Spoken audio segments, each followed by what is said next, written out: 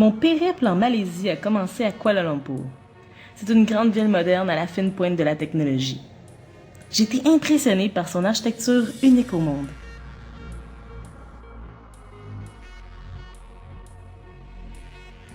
J'ai quitté la jungle de béton de Kuala Lumpur pour les forêts pluviales de Bornéo. C'est incroyable! Aujourd'hui, j'ai pris mon kayak et j'étais arrivée sur une beach comme ça, avec aucune personne dessus, déserte, au beau milieu de la jungle de Bornéo.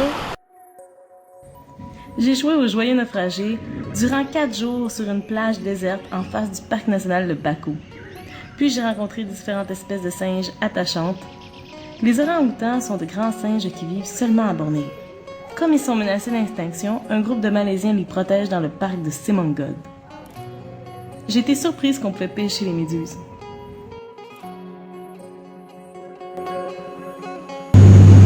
Et c'est parti pour Moulou. Comme vous voyez, c'est pas une destination très populaire. En fait, je suis presque tout seul dans l'avion. Moulou est une des plus impressionnantes forêts pluviales au monde et aucune route ne s'y rend.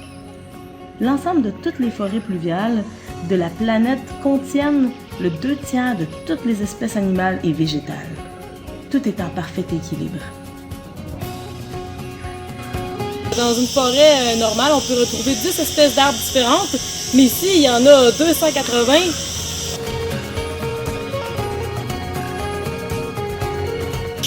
Vous voyez l'arbre qui est juste derrière moi? Il est en train de se faire recouvrir par un autre arbre.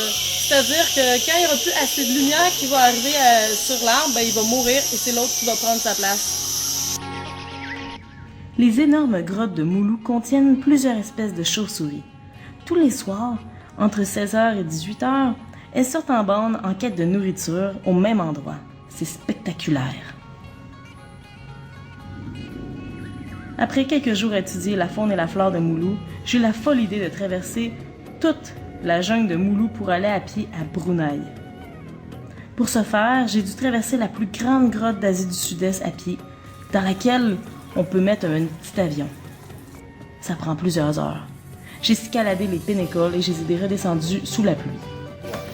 Donc les pinnacles au National Park de Moulou, c'est du limestone qui se sont fissurés à cause que les plaques tectoniques ont bougé.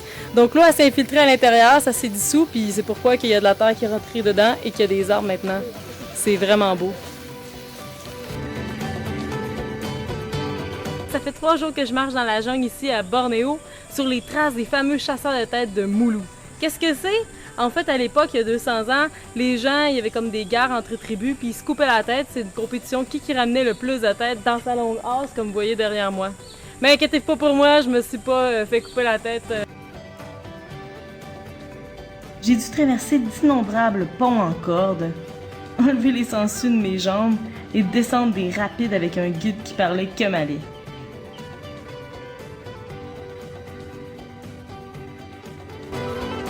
Bonjour, je suis présentement à Brunei, au pays des sultans et des princesses. Allez, je vous invite à voir ça. Brunei est très riche en raison de ses puits de pétrole. Présentement, je me promène dans le plus grand village sur l'eau au monde. Ici, c'est la station de pompiers. Ici, à Brunei, c'est comme à Venise, on se promène sur l'eau entre les différentes maisons.